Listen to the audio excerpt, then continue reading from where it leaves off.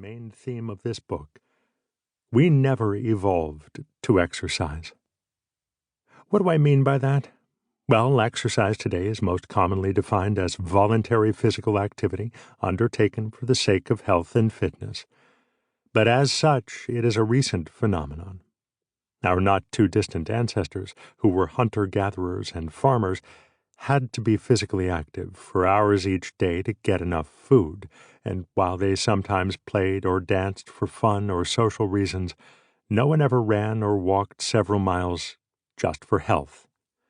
Even the salubrious meaning of the word exercise is recent. Adapted from the Latin verb exercio, to work, train, or practice, the English word exercise was first used in the Middle Ages to connote arduous labor, like plowing a field.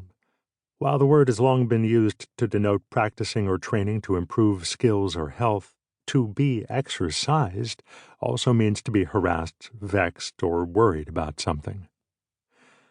Like the modern concept of exercising for the sake of health, treadmills are recent inventions whose origins had nothing to do with health and fitness. Treadmill-like devices were first used by the Romans to turn winches and lift heavy objects, and then modified in 1818 by the Victorian inventor William Cubitt to punish prisoners and prevent idleness. For more than a century, English convicts, among them Oscar Wilde, were condemned to trudge for hours a day on enormous step-like treadmills. Opinions differ on whether treadmills are still used for punishment, but they illustrate the odd nature of exercise in the modern industrialized world.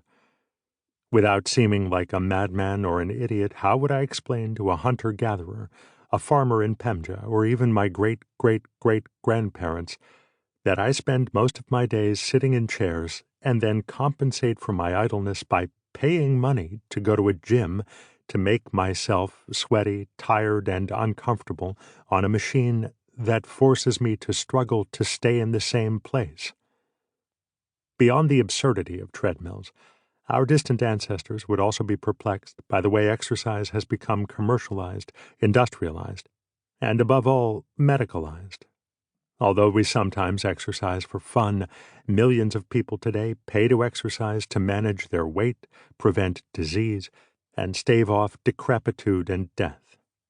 Exercise is big business. Walking, jogging, and many other forms of exercise are inherently free, but giant multinational companies entice us to spend lots of money to work out in special clothes, with special equipment, and in special places, like fitness clubs.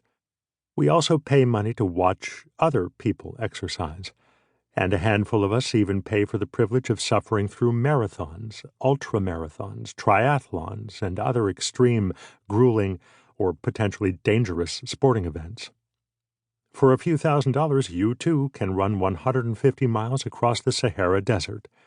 But more than anything else, exercise has become a source of anxiety and confusion. Because while everyone knows that exercise is good for their health, the majority of us struggle to exercise enough, safely, or enjoyably. We are exercised about exercise. Okay, so exercise is paradoxical, salubrious but abnormal, intrinsically free but highly commodified, a source of pleasure and health, but a cause of discomfort, guilt, and opprobrium. Why did this realization motivate me to write this book? And why might you wish to read it? Myths of exercise. For most of my life, I too was exercised about exercise.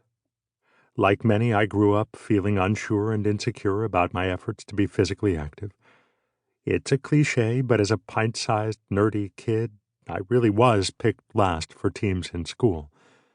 Although I dreamed of being more athletic, feelings of inadequacy and embarrassment about my mediocre abilities reinforced my inclination to avoid sports. In first grade, I once hid in a closet during gym. To me, the word exercise still summons up anxious memories of being humiliated by physical education teachers who shouted at me as I struggled, ashamed of my body, to keep up with my faster, stronger, and more talented classmates. I can still hear Mr. B bellowing, "Lieberman, climb that rope!" I wasn't a total couch potato in school, and throughout my 20s and 30s.